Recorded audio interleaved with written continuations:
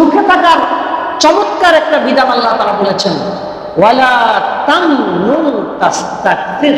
সুবহানাল্লাহ, কাজে লাগাবেন, মাথায় রাখবেন, জীবন সুখে পরিপূর্ণ হয়ে যাবে। ওয়ালা তামনুন তাস্তাকসির, আল্লাহ তাআলা বলছেন বেশি লাভের আশায় কোনো উপকার করিও না। বেশি লাভের আশায় কোনো উপকার করি না। বন্ধুর বাড়িতে গেছেন, একেবারে ফল টল ভালো করে 5-10 হাজার টাকার মানে হাদিয়া তোফা নিয়ে গেছেন, মনে মনে ভাবছেন আমি যেহেতু 10 হাজার টাকার জিনিসপত্র নিয়ে গেছি, বন্ধু আসার সময় সম্ভবত আমার 15,000 টাকার কিছু একটা দিবে। বন্ধুর সাথে কি আপনার কথা হয়েছে নাকি? আপনি 1 লাখ টাকা খরচ করেন, শরীয়ত মানা করে নাই, কিন্তু আপনি এটা কেন কামনা করলেন যে বন্ধু আপনার পাল্টাইয়া দিবেন, ফিরিয়ে দিবেন? তখন এবার আয়েশা কয় যে কি ভাবছি, পাইলাম কি? আপনার ভাবতে বলছে কি? আপনার শালার কি যে মানে কি বলে, শালার খালু শ্বশুর বিদেশ থেকে আসবে, আপনি মনে মনে ভাবতেছেন শালার খালু শ্বশুর বিদেশ থেকে আসতেছে, আমার জন্য কি জানি নিয়ে আসে। বাবারে বাপ, আপনার মাথায় এটা ঢুকলো কেন? কি কারণে আপনার মাথায় ঢুকলো যে আপনার জন্য কিছু নিয়ে আসে? আপনার জন্য কিছু নিয়ে আসা মানেই তো আপনি কতক্ষণ পর পর এবার কি করেন, ফ্লাইট দেখেন কত তারিখে সে নামতেছে, এরপর কতক্ষণ পর পর ফোন দেখেন এখন আমার কল করে কিনা। ওয়ালা তামনুন তাস্তাকসির, বেশি লাভের আশায় কোনো কল্যাণ করিও না। যেটা করবে সেটা কার কাছে পাবে? কার কাছে? আল্লাহর কাছে। আপনি শ্বশুর বাড়িতে নিয়ে গেছেন, যান, 10,000 টাকা দিয়ে মাছ একটা নিয়ে গেছেন, কিন্তু জামাই হিসাবে আপনারা যেভাবে সম্মান করার কথা ঘটনাক্রমে ওই দিন করে নাই আর কি। যে কোনো জটিলতা হোক বা যে কোনো সমস্যার কারণ হোক, আপনার মন তো হাই হাই অমুক জামাইয়ে 2 নম্বর জামাইয়ে 5,000 টাকার জিনিস আনছে, তার প্রতি যে সম্মান দেখাইছে, আমি 10,000 টাকার জিনিস আসার পর আমি বড় জামাই, আমার প্রতি ওই সম্মানটা দেখায় নাই, এই শ্বশুর বাড়িতে আসা আসলে এরকম কিছু লোক শ্বশুর বাড়িতে নিয়ে আপনার জন্য ফরজ ছিল? কথা বলেন, শ্বশুর বাড়ি থেকে 10,000 টাকার জিনিস নিয়ে আপনার জন্য ফরজ ছিল না? নিয়েছেন তা সওয়াব, হাদিয়া, খুশি, আপনি তাদের জন্য করবেন আলহামদুলিল্লাহ। তারা যদি আপনাকে দেয় আলহামদুলিল্লাহ, না দিল আলহামদুলিল্লাহ। আপনি কেন এটা প্রত্যাশা করবেন যে তারা আমাকে কিছু একটা দিবে? ওয়ালা তামনুন তাস্তাকসির, আল্লাহ বলেছেন বেশি লাভের আশায় উপকার। আল্লাহু মাকফিনি বিহালালিকা আন হারামিকা ওয়া আগনিনি বিফদলিকা আম্মান সিওয়াক। দোয়ার অর্থ হলো আল্লাহ আপনি আমাকে হারাম বাদ দিয়া হালাল দিয়া আপনি আমাকে যথেষ্ট করে দেন। সুবহানাল্লাহ, হারাম বাদ দিয়ে কি দিয়ে যথেষ্ট করে দেন? হালাল দিয়ে যথেষ্ট করে। ওয়া আগনিনি বিফদলিকা আম্মান সিওয়াক, আল্লাহ আমারে এতটা ধনী বানান যাতে মানুষের কাছে চাওয়া না লাগে, তবে আপনার কাছে আমি চাই না। কত চমৎকার! আপনার কাছে কিন্তু চাইব, আপনার কাছে চাইব, তবে মানুষের কাছে যাতে না চাওয়া লাগে, আমারে এভাবে কি বানান, স্বাবলম্বী।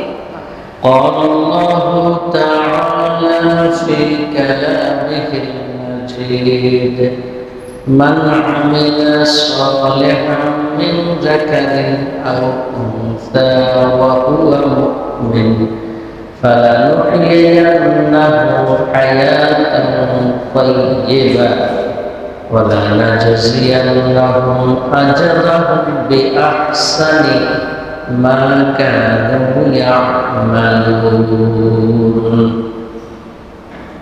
قال رسول الله صلى الله عليه وسلم اللهم لا مانع لما أعطيت ولا معطي لما منعت ولا ينفع ذا الجد منك الجد أو كما قال عليه الصلاة والسلام. সম্মানিত মুসল্লিবৃন্দ, ইমানদার মুসলমান ভাইয়েরা, মহান মালিক আল্লাহ রাব্বুল আলামিন আমাদেরকে পবিত্র জুমার দিনে সালাতুল জুমা আদায় করার জন্য মসজিদে সমবেত হওয়ার তৌফিক দিয়েছেন, সুযোগ করে দিয়েছেন। এর জন্য হৃদয়ের গভীর থেকে মহান মালিকের জন্য কালিমাত শুকর আদায় করছি, আলহামদুলিল্লাহ, আলহামদুলিল্লাহ।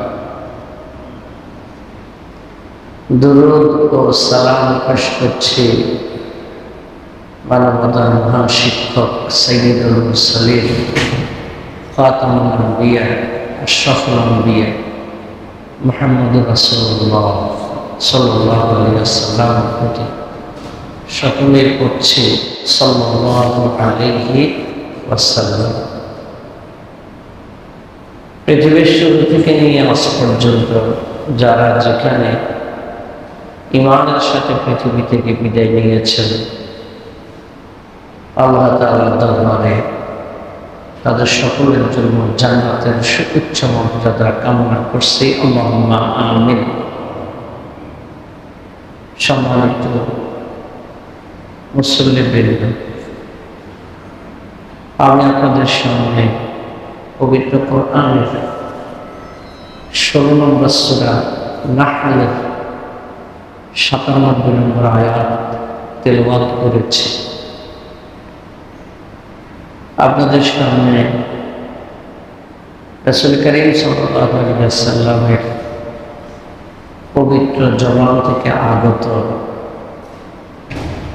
অনেকগুলো হাদিসের মধ্য থেকে একটি হাদিস পাঠ করে শুনিয়েছি। যে আয়াত আমরা শুনলাম, যে হাদিস আমরা শুনলাম, তার আলোকে আজকে আমরা সুখী জীবনে কিভাবে সুখ তৃপ্তি অনুভব করা যায়, কোরআন এবং হাদিসের আলোকে আজকে আমরা সুখী জীবনের রহস্য বোঝার জন্য চেষ্টা করব ইনশাআল্লাহ। আমা তাওফীকি ইল্লা বিল্লাহ আলাইহি তাওয়াক্কালতু ওয়া ইলাইহি উনীব ওয়া হুয়া রাব্বুল আরশিল আযীম। সম্মানিত মুসলিমবৃন্দ, আল্লাহ রাব্বুল আলামিন পবিত্র কোরআনের 16 নম্বর সূরা নাহলের 97 নম্বর আয়াতে বলেন, মান আমিলা সালিহান মিন যাকারিন আও উনসা ওয়া হুয়া মুমিন। মুমিন পুরুষ এবং মুমিন নারীদের মধ্যে যারা নেক আমল করে, আল্লাহ তাআলা বলেন ফালানুহইয়ান্নাহু হায়াতান তাইয়্যিবা। আল্লাহ তাআলা বলেন আমি তাকে পবিত্র জীবন দিব। সুবহানাল্লাহ।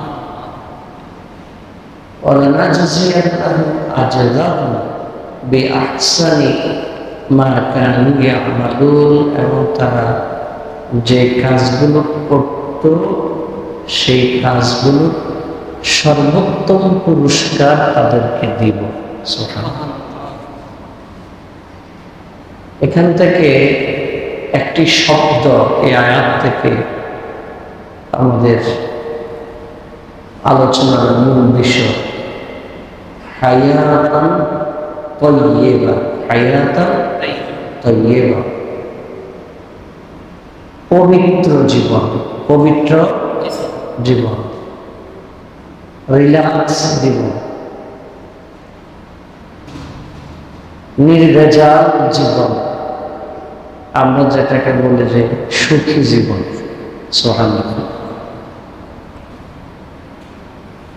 এর আগের আয়াতে 96 নম্বর আয়াতে সূরা নাহলের আল্লাহ তাআলা বলেন মা ইনদাকুম ইয়ানফাদু ওয়া মা ইনদাল্লাহি বাক ওয়া লানাজজিয়ান্নাল্লাযীনা সাবারু আজরাহুম বিআহসানি মা কানু ইয়ামালুন। আল্লাহ তাআলা বলেন তোমাদের কাছে যা আছে, মা ইনদাকুম ইয়ানফাদু, তোমাদের কাছে যা আছে সবই শেষ হয়ে যাবে। ওয়া মা ইনদাল্লাহি বাক, আল্লাহ তাআলার কাছে যেটা আছে সেটাই বাকি থেকে যাবে। সুবহানাল্লাহ। ওয়ালানাজজিয়ান্নাল্লাযীনা সাবারু, আর পরিস্থিতিতে যারা ধৈর্য ধারণ করবে, ধৈর্যশীলদেরকে আল্লাহ তাআলা বলেন আমি তাদের কর্মের উত্তম পুরস্কার দিব। সুবহানাল্লাহ। আমরা সূরা নাহলের 16 নম্বর সূরা নাহলের 96 এবং 97 নম্বর আয়াতের আমরা অর্থ জানলাম। আমরা বলছিলাম সুখে থাকার রহস্য, সুখী জীবন। আমরা ব্যক্তিগত যত কাজকর্ম করি, ব্যক্তিগত বলতে যেটা আল্লাহ তাআলা নির্ধারিত ইবাদত বন্দেগী, যেমন 5 ওয়াক্ত নামাজ পড়া, আল্লাহর জন্য জিকির করা, তারপর হলো যাকাত আদায় করা, এই যে কাজগুলো আমরা করি, এই কাজগুলো প্রথমত আমরা দুনিয়ার সুখের উদ্দেশ্যে আমরা করি না, এগুলো আমরা আল্লাহ তাআলার হুকুম হিসেবেই পালন করি। কিন্তু এগুলো তো সুখ আছে আলহামদুলিল্লাহ, কিন্তু মূল উদ্দেশ্যটা সুখ না, মূলটা হলো কি আল্লাহ তাআলা সন্তুষ্ট অর্জন। কিন্তু আমরা যে ঘুমাই, এই ঘুমাই কেন? মূল উদ্দেশ্যটা কি আল্লাহ সন্তুষ্ট থাকে, নাকি নিজের শরীরে একটা আরাম, শরীরে একটা আয়েশ আরাম? আমরা যে ভালো জায়গার মধ্যে থাকতে চেষ্টা করি, একটা যদি টিনের ঘর থাকে, টিনের ঘর থেকে একটা বিল্ডিং ঘরে থাকার জন্য চেষ্টা করি। একটা বিল্ডিং এর মধ্যে যদি টাইলস না থাকে, তাহলে যে ঘরের মধ্যে টাইলস আছে ওইটাতে থাকতে পছন্দ করে। কোনটার স্পেস যদি কম হয় আর একটু বড় স্পেসে থাকার জন্য চেষ্টা করে। চাকরি একটা থেকে আরেকটাতে যায়, ব্যবসা একটা ছেড়ে দিয়ে আরেকটা ধরে, এগুলো মূল উদ্দেশ্য কি? সুখে থাকে। মূল উদ্দেশ্য কি? একটু রিল্যাক্সে থাকে, এই তো।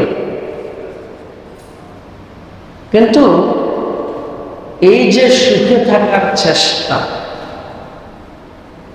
পৃথিবীর এমন কোনো মানুষ নাই যেই মানুষ সুখে থাকতে চেষ্টা করে না।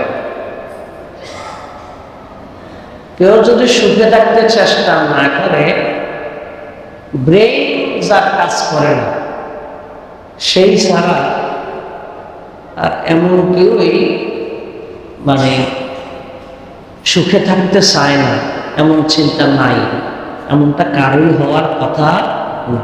সবার মধ্যে একটা কি থাকে? একটা আরামায়েশের সুখের একটা চিন্তা থাকে। আমরা হচ্ছে ব্রেইন যার ভালো না, পাগল ধরে না, রাস্তার আশেপাশে পাগল থাকে না? প্রচন্ড শীতের মধ্যে পাগলও কিন্তু কোথাও কোথাও থেকে পুরাতন কাগজ অথবা পুরাতন কাপড় ছিল অথবা কোনো বস্তা, যে কোনো একটা কিছু টেনে খুঁজে গায়ে দেওয়ার জন্য চেষ্টা করে। কারণ কি? কারণ ঠান্ডায় থাকলে তার যে কষ্টটা হয়, অন্তত একটা বস্তা গায়ে দিলে তার কষ্টটা কিছুটা কমবে। তার মানে তারও সুখের একটা কি আছে? চিন্তা, অনুভূতি আছে। এই যে পৃথিবীর সব মানুষ সুখ কামনা করে, এটা শরীয়তেও নিষিদ্ধ নয়। এই সুখের কামনা করাটা এটা শরীয়তে কোনো নিষেধ জিনিস না। বরং আল্লাহ তাআলা বান্দাকে দোয়া শিখিয়ে দিয়েছেন, তোমরা আল্লাহ তাআলার কাছে দোয়া করো, রব্বানা আতিনা ফিদ দুনিয়া হাসানা ওয়া ফিল আখিরাতি হাসানা। আল্লাহ তাআলা আপনি আমাদেরকে দুনিয়ার জীবনও কল্যাণ দেন, আখিরাতের জীবনও আমাদেরকে কল্যাণ দেন। সুবহানাল্লাহ। তো কল্যাণ তো একটা সুখ, কল্যাণ একটা সুখ না? আমার ধরুন মাসে 10,000 টাকা ইনকাম, এটা দিয়ে আমার সংসার খুব টানাটানি, আমি আল্লাহর কাছে দোয়া করছি, আল্লাহ আমাদের দুনিয়াতে হাসানা দাও। তো আল্লাহ আমার ধরুন মাসে ইনকাম 50,000 করে দিল। তো এটা এই যে 10,000-এর চাইতে ইনকাম একটু বাড়লে এখানে তো সুখের একটা কি আছে, উপাদান আছে। কিন্তু এই যে সুখে থাকার জন্য এত চেষ্টা করা হয়, এত চেষ্টা আমরা করি, অধিকাংশ মানুষকে সুখী নাকি অসুখী? আমার প্রশ্ন বুঝেন নাই। অধিকাংশ মানুষকে সুখী নাকি অসুখী? অথচ চেষ্টাটা সবারই কি থাকা, সুখে থাকার জন্য। এত চেষ্টা সুখে থাকার জন্য, তারপরও সুখে থাকতে পারে না কেন? কারণ হলো সুখে থাকার রহস্য তার জানা নেই, সুখে থাকার মূল মেসেজ তার জানা নেই। মূল মেসেজ যার জানা থাকবে সে কখনো অসুখে থাকবে না, কখনো না। এটাই আল্লাহ তাআলা বলেছেন, মান আমিলা সালিহান মিন যাকারিন আও উনসা, পুরুষে অথবা নারী হোক, যদি মুমিন হয়, সে যদি নেক আমল করে, আল্লাহ তাআলা বলেন ফালানুহিয়ান্নাহু হায়াতান তাইয়্যিবা, অবশ্যই আমি তাকে পবিত্র জীবন দেব, একটা সুখী জীবন দেব। সুবহানাল্লাহ।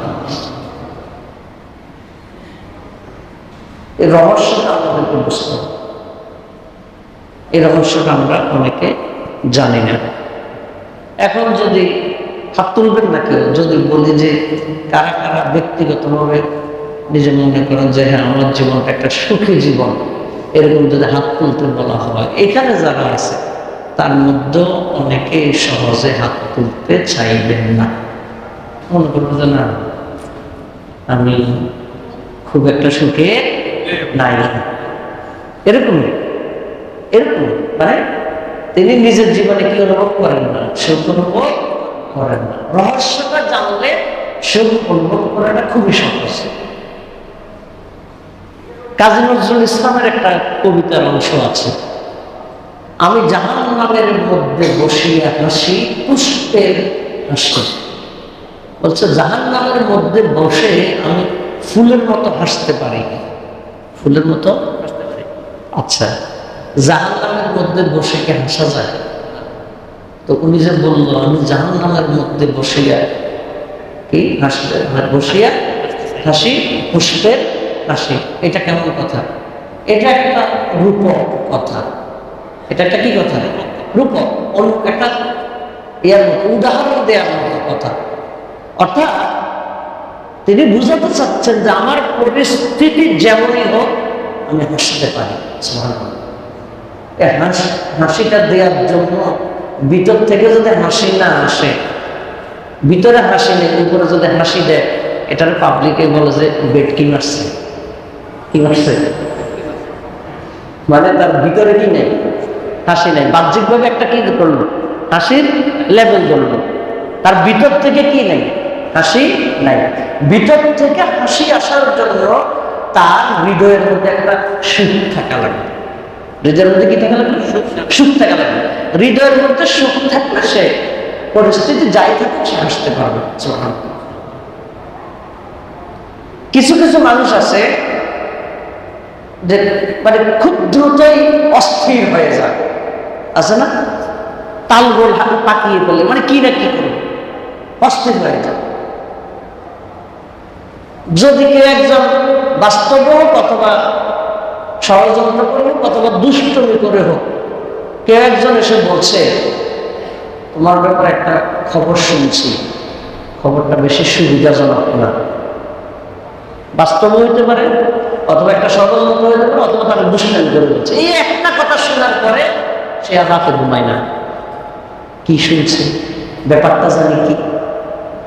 তো যে লোকের উপর একটা কথা শোনার পরে তার মধ্যে অস্থিরতা শুরু হয়ে যায়, সে জীবনে সুখ পাবে কিভাবে? কখনো তো সে সুখ পাবে না। সামান্য একটা কথা শোনার পরে সে অস্থির হয়ে যায়। এমন মানুষ যেমন পৃথিবীতে আছে, বিপরীতে পৃথিবীতে এমন মানুষও আছে যারা আল্লাহর সন্তুষ্টির আশায় ফাঁসির কাস্টে শাহাদাত বরণ করে, তারপরেও জালিমের কাছে মাথা নত করে না। কেমনে সম্ভব?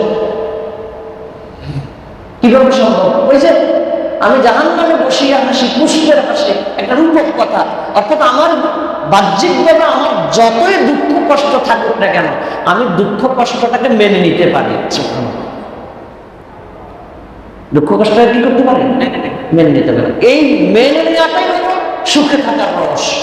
আমরা কয়েকটা পয়েন্ট বলবো, এটা অ্যাপ্লাই করবেন যারা মনে করেন যে জীবনে সুখী না। এই পয়েন্টগুলো অ্যাপ্লাই করলে জীবনে সুখী হবেন ইনশাআল্লাহ।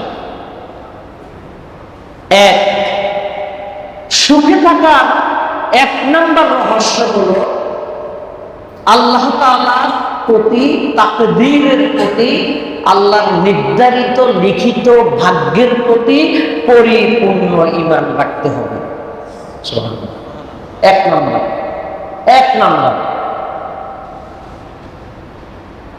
গোটা দুনিয়ার আমার সবাই আমাদের যা কথা বলুক না কেন, আমারে মেরে ফেলবে, কেটে ফেলবে, আমারে গালি দিবে, যাই বলুক না কেন, যত কিছুই করুক না কেন, আমার ভিতরে যখন এই ঈমান থাকবে আল্লাহ তাআলার সিদ্ধান্ত ছাড়া কিছুই ঘটবে না, কিছুই ঘটবে না।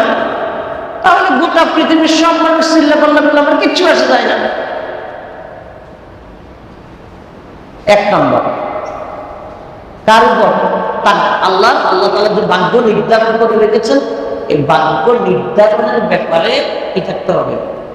ভাগ্যের ব্যাপারে ঈমানটা যথাযথ রাখতে হবে। এটা সুখে থাকার এক নম্বর রহস্য। আমি কয়েকটা দলিলও দেব, কয়েকটা বাস্তব উদাহরণ দেব। সুখে থাকার রহস্য। একজন ইসলামিক স্কলার তিনি বলেছিলেন, খুব ঠান্ডা মাথা খেয়াল করেন, তিনি বলেছিলেন পৃথিবীর সমস্ত শক্তি যদি আমাকে জান্নাতি বলে, আমি একটু খুশি হই না, আমার মনে ভয় লাগে আল্লাহ যদি আমাকে জাহান্নাম দিয়ে দেয়। কথা বুঝছেন? পৃথিবীর সবাই আমাকে জান্নাতি বলতেছে, আমার অনেক প্রশংসা করতেছে, কিন্তু আমার মনে মনে ভয় আল্লাহ যদি আমাকে জাহান্নাম দিয়ে দেয়। আবার তিনি বলতেছেন পৃথিবীর সমস্ত শক্তি যদি আমাকে জাহান্নামী বলে, আমি একটুও মন খারাপ করি না, আমার আশা হয় আল্লাহ যদি আমাকে জান্নাত দিয়ে দেন। সুবহানাল্লাহ। কথাটা বুঝে আসছে কিনা? তাহলে মূল ফয়সালা কার হাতে? এটা মাথায় রাখতে হবে, এটা মাথায় রাখতে হবে। মূল ফয়সালা আল্লাহ তাআলা। আল্লাহ তাআলা যা করেছেন, যা সিদ্ধান্ত নিয়ে রেখেছেন, আল্লাহ তাআলা যা সিদ্ধান্ত রেখেছেন, আলহামদুলিল্লাহ। আল্লাহর সিদ্ধান্ত ঠেকানোর কোন শক্তি মানুষের নাই।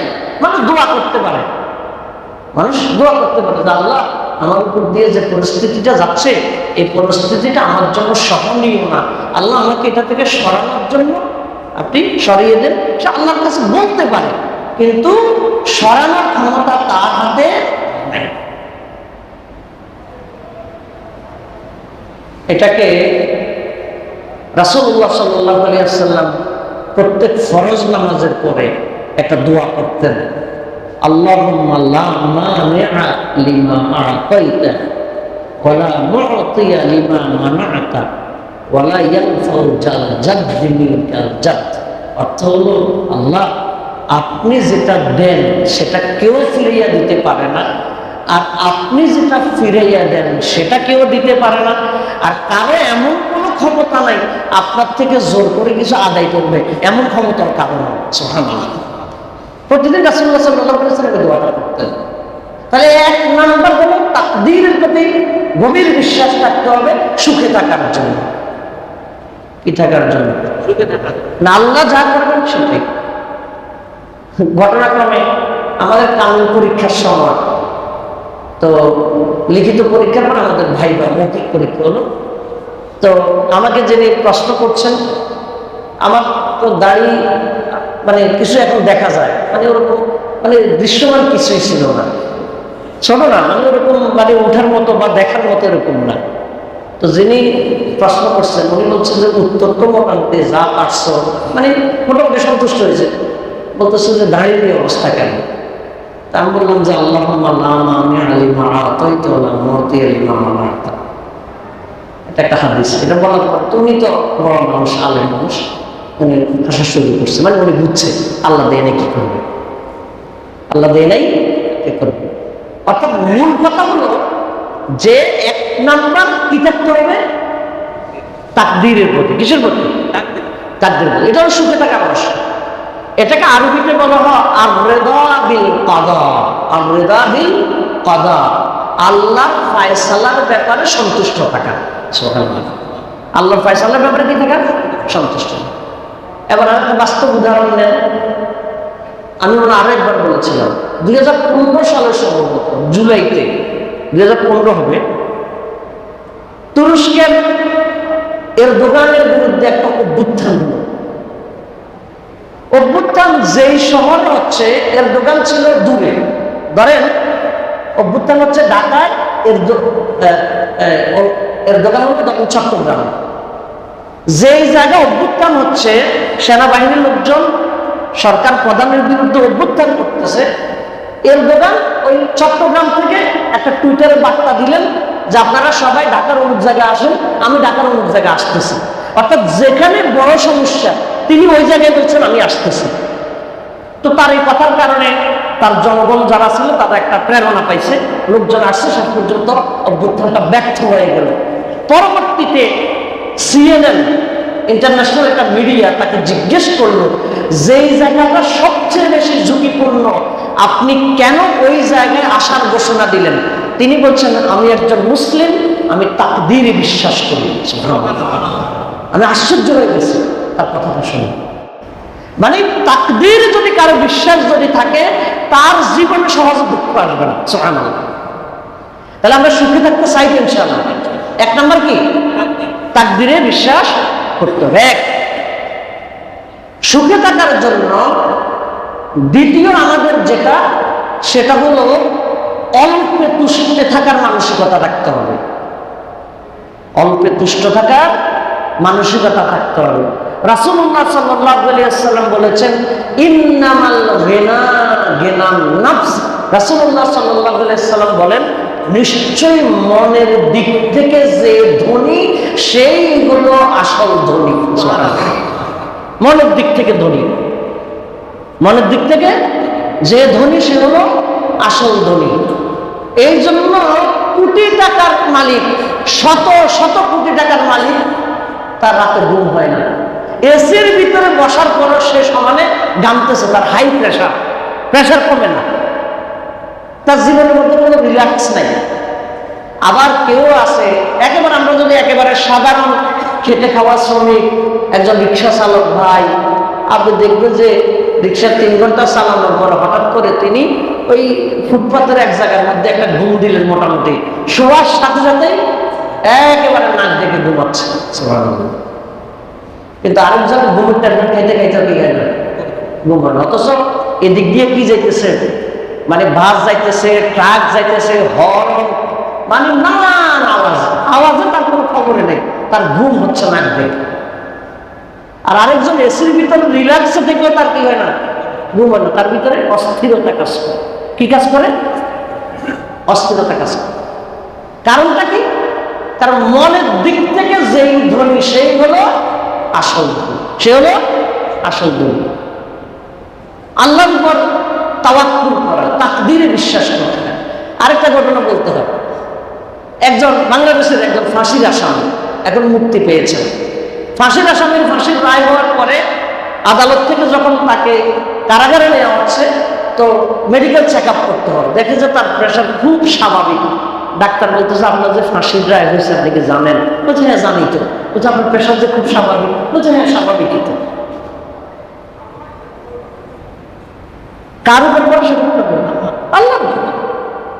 আল্লাহ আমার জন্য যা লিখে রাখছেন আলহামদুলিল্লাহ। মনের ধনাঢ্যতাই হলো প্রকৃত ধনাঢ্যতা। লাইন শাকারতুম লা আযীদান্নাকুম ওয়া লাইন কাফারতুম ইন্না আযাবি লাশাদীদ। আল্লাহ বলেন তোমরা যদি শুকরিয়া আদায় করো আমি তোমাদেরকে নিয়ামত আরো বাড়িয়ে দেব। সুবহানাল্লাহ। তা আমাদের এখন যার যে পজিশন আছে,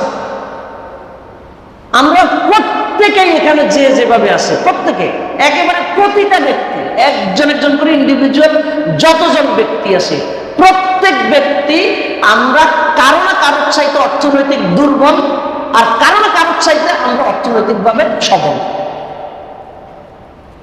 যেমন আপনি মাসে 50,000 টাকা ইনকাম করেন, তাহলে মাসে 1 লাখ টাকা ইনকাম করার বিকল্প আছে। আপনি তার চাইতে দুর্বল, আপনি তার চাইতে কি। আরেকজন মাসে 10,000 টাকা ইনকাম করে, আপনি মাসে 20,000 টাকা ইনকাম করেন, আপনি তো তার চাইতে সবল। কি এরকম এরকম না আমরা? অর্থাৎ প্রত্যেকের চাইতেই দুর্বল কেউ আছে, যে মনে করে যে আল্লাহ আমাকে যা রেখেছেন আলহামদুলিল্লাহ, সেই হলো আসল ধনী। সুবহানাল্লাহ। এবার আরেকটা নগদ উদাহরণ দিয়ে আপনারা বুঝবেন। সংসদের মধ্যে ঋণ নিয়ে কথাবার্তা হচ্ছিল। কি নিয়ে? ঋণ। তো একজন বলতেছে অনেক আমরা সবাই ঋণী, কার ঋণ নেই? তো কয়েকজন সংসদ সদস্য হাত তুলছে, আমাদের কি নেই? ঋণ নাই। তো আরেকজন একটু কটাক্ষ করে বলতেছে সব জমিদার। সব কি? মানে ঋণ নেই, এজন্য সব কি? জমিদার। আসলে কি ঋণ যাদের নাই ওরা কি জমিদার? না। তো হাদিসের বক্তব্য অনুযায়ী যার ঋণ নেই সে আসলে জমিদার, কারণ মনের দিক থেকে যে ধনী সেই আসলে ধনী। সুবহানাল্লাহ। তাহলে একজন 10 তলা বিল্ডিং থাকার পরে সে ফকির, আর আরেকজন 3 ঘর থাকার পরে সে ধনী। সুবহানাল্লাহ। এটাই বাস্তব। একজন 100 কোটি টাকার মালিক হওয়ার পরে সে ফকির, আর আরেকজন 3 ঘর থাকার পরে সে জমিদার, কারণ মনের দিক থেকে যে জমিদার সেই আসল জমিদার। সুবহানাল্লাহ। এটাকে আমার কথা না, হাদিসের কথা।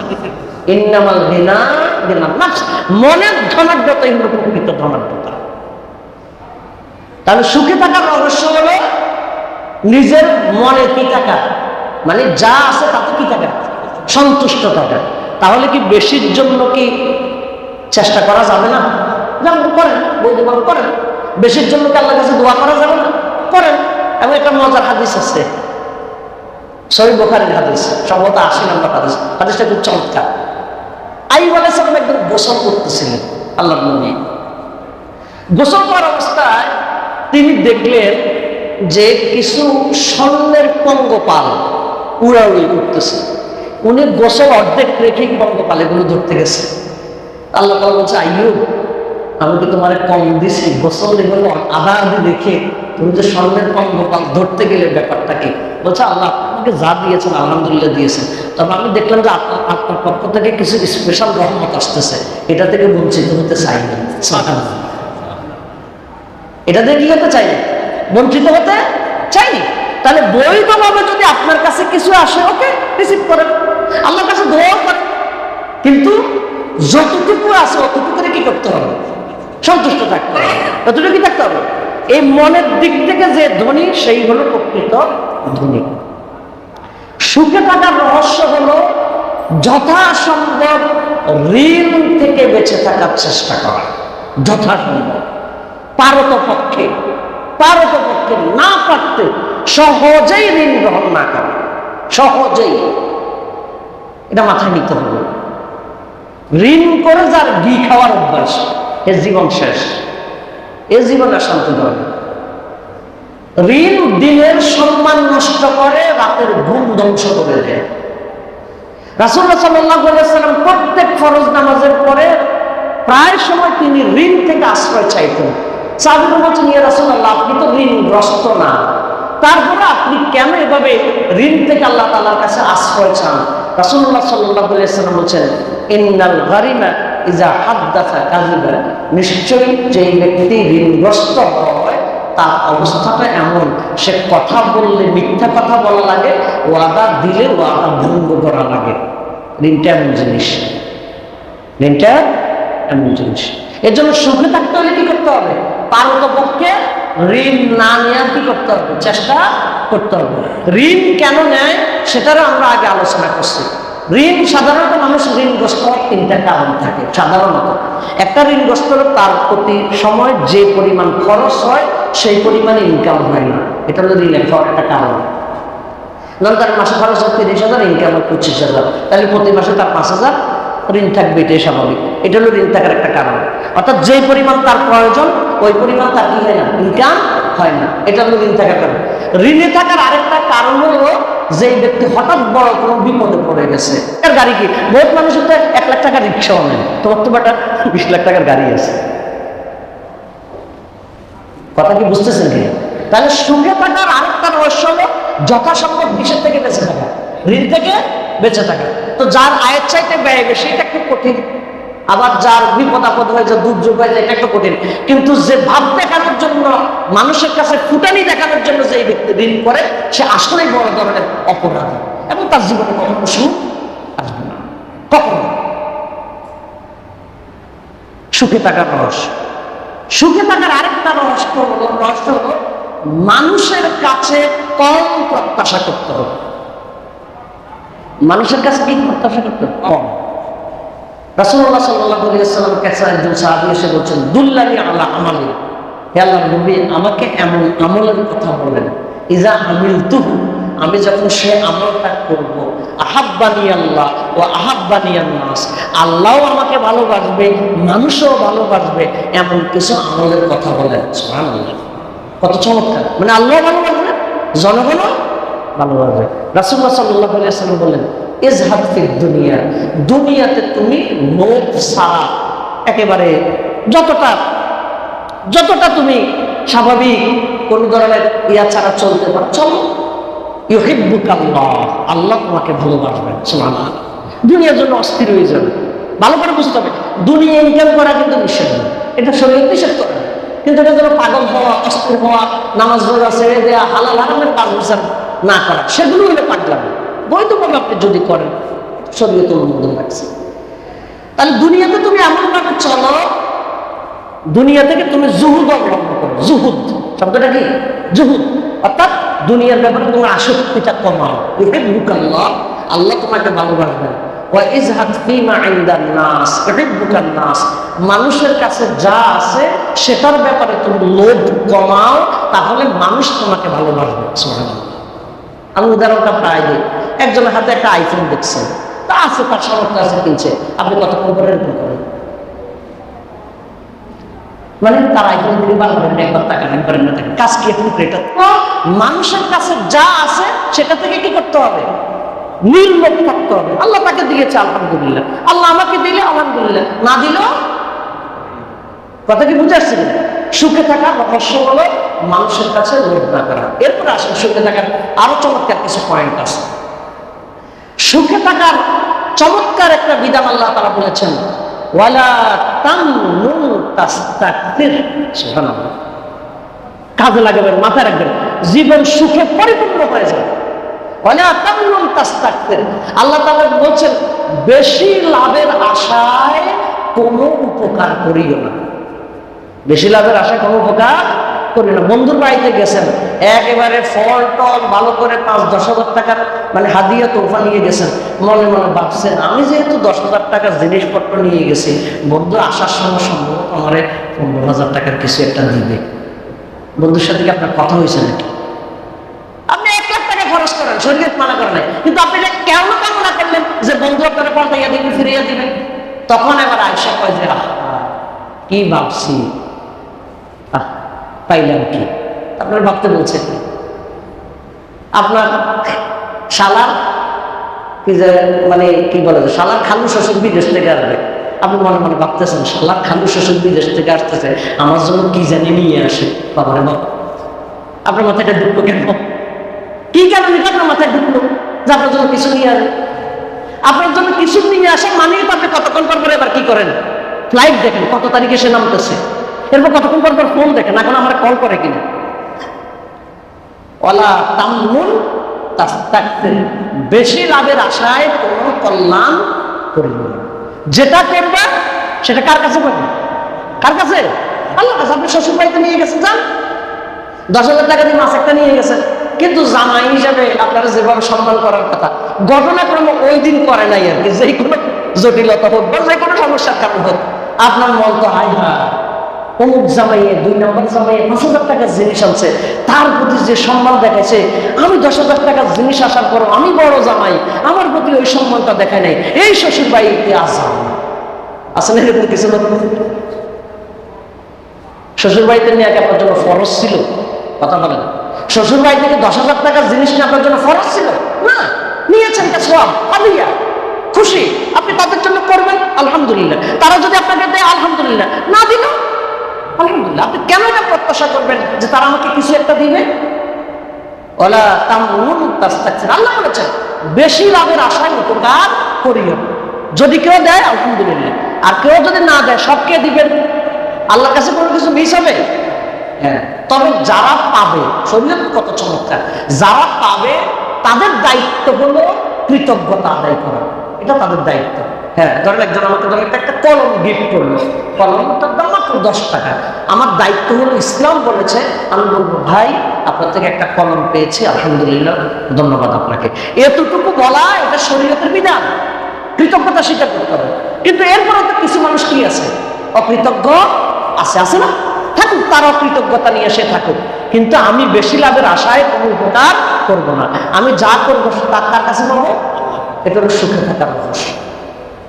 সুখে থাকার আরেকটা রহস্য হলো ধন্যবাদ কামনা না করা। অনেক সময় এটা বলে আমাকে টাকা পয়সা দিল না তো দিল না, অন্তত একটা ধন্যবাদ তো দিতে পারত, বলে না এটা? আল্লাহ তাআলা ৭৬ বছরের বাহারের ৮ এবং ৯ নম্বর আয়াতে উল্লেখ করেছেন, আল্লাহর ভালো বান্দা যারা তারা মিসকিনদেরকে খাওয়ায়। কেন? এটা আল্লাহর জন্যই খাওয়াইছে, আমরা এটার বিনিময় তোমাদের কাছে চাই না, এটার জন্য কোনো ধন্যবাদও চাই না। সুবহানাল্লাহ।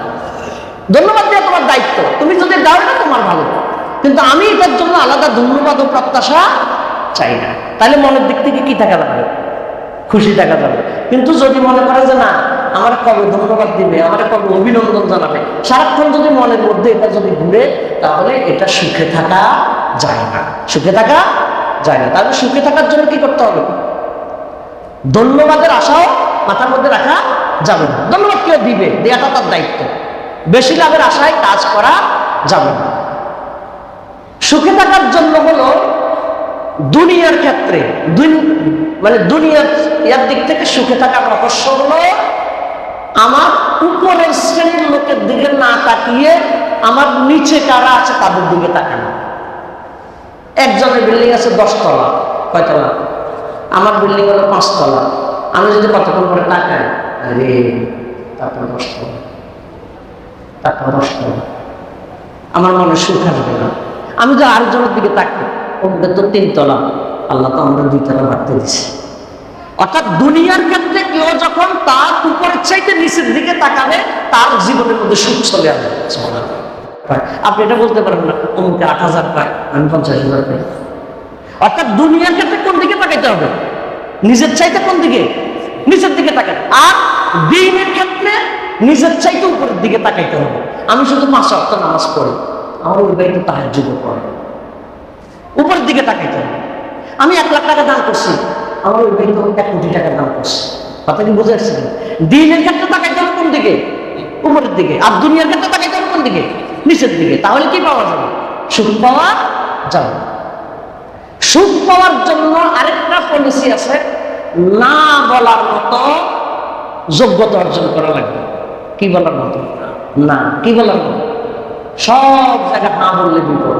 বিশেষ করে গণনেতা যারা, তারা সব জায়গায় হ্যাঁ, আমাদের একটা ব্রিজ লাগবে, হ্যাঁ হয়ে যাবে, আমাদের একটা ইন্ডাস্ট্রি লাগবে, হ্যাঁ হয়ে যাবে, আমাদের একটা রাস্তা লাগবে, হ্যাঁ সব হয়ে যাবে। মানে যেখানে যা সব হয়ে যাবে, তো লোকজন আশায় থাকে নেতা যেহেতু বলছে একটা কিছু হবে, নেতা পরে বলতেছে না আমি তো এটা বলছি আসলে। আপনি মিথ্যা আশ্বাস দেওয়ার দরকার কি? আপনি পরিষ্কার ভাবে বলেন যে আপনারা আমার কাছে 10টা চেয়েছেন, আপাতত আমি 5টা দিতে পারবো না। এই 5টা, বাকি 5টা আমার দেওয়ার মতো আপাতত সামর্থ্য নাই, চেষ্টা করেন, সময় দেন, আমরা দেখি। অর্থাৎ না বলার কি থাকতে হবে? আপনারা বললো যে সকাল কি কয় যে বলছে যে আমার তো বাবা মারা গেছে, অনুষ্ঠান আছে, আসবো। এটাই আপনি 3 জনকে ওয়াদা দিয়ে রাখছেন, আর 3 জনে আশায় আছে উনি আমার ওয়াদা দিচ্ছে আসবে। কেন আপনি আশায় দিলেন? আপনি তো জানেন 3 জায়গায় আপনি যেতে পারবেন না।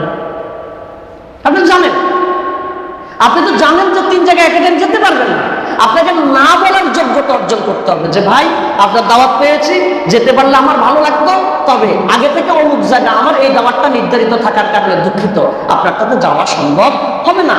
সে আপনাকে আপাতত যাই মনে করুন, আপনি মনের মধ্যে তৃপ্তি পাবেন। কিন্তু আপনি 3 জনের ওয়াদা দিয়ে রাখছেন, 4 জনের ওয়াদা দিচ্ছেন, এখন সবাই আপনার বিরুদ্ধে বলছে মুনাফিক, কথা দিয়ে কথা রাখেন, কথা দিয়ে কথা রাখেন। তাহলে না বলার কি করতে হবে? অভ্যাস সব জায়গায় আবার না বলবেন না, মানে যেখানে আপনি পারবেন না সেখানে কি করতে হবে, না বলার অভ্যাস থাকতে হবে। আল্লাহ তাআলা বলছেন কাউলুন মারুফুন খায়রুম মিন সাদাকাতিন তাতবাউহা আযা। আল্লাহ তাআলা বলছেন দান করে খোটা দেওয়ার চাইতে দান না করে বিদায় করাটা উত্তম। সুবহানাল্লাহ, খেয়াল করুন, দান করে খোটা দেওয়ার চাইতে পারতেছি না বিদায় করাটা উত্তম। কিন্তু দিলেন আবার কি করলেন, খোঁচাও মারলেন, দিলেন আবার দুই চারটা বকাও দিয়ে দিলেন। আচ্ছা মতো কতক্ষণ বকাবকি করে কথা কথা বলছে 1000 টাকা নেই, তা এত বকাবকির দরকারটা কি? কথাকে বুঝতে পারছেন? আর হলো আল্লাহ তাআলার কাছে দোয়া করতে হবে। আল্লাহ তাআলার কাছে কি করতে হবে? দোয়াটা আমরা আগে বলছি জানেন, আল্লাহুম্মা কফিনি বিহালালিকা আন হারামিকা ওয়া আগনিনি বিফদলিকা আম্মান সিওয়াক। দোয়ার অর্থ হলো আল্লাহ আপনি আমাকে হারাম বাদ দিয়া হালাল দিয়া আপনি আমাকে যথেষ্ট করে দেন। সুবহানাল্লাহ, হারাম বাদ দিয়ে কি দিয়ে যথেষ্ট করে দেন? হালাল দিয়ে যথেষ্ট করে। ওয়া আগনিনি বিফদলিকা আম্মান সিওয়াক। আল্লাহ আমারে এতটা ধনী বানান যাতে মানুষের কাছে চাওয়া না লাগে, তবে আপনার কাছে আমি চাই না। কত চমৎকার! আপনার কাছে কিন্তু চাইব, আপনার কাছে চাইব, তবে মানুষের কাছে যাতে না চাওয়া লাগে, আমারে এভাবে কি বানান, স্বাবলম্বী বানান। এই যে পয়েন্টগুলো আমরা বললাম, এই পয়েন্টগুলো যদি আমরা পালন করতে পারি তাহলে আশা করছি আমরা জীবনে সুখী হতে পারবো। আল্লাহ তাআলা আমাদেরকে সুখী জীবন অর্জন করার তৌফিক দান করুন। আল্লাহুম্মা সুবহানাকা আল্লাহুম্মা বিহামদিকা আশহাদু আল্লা ইলাহা ইল্লা আনতা আস্তাগফিরুকা ওয়া আতুবু ইলাইক।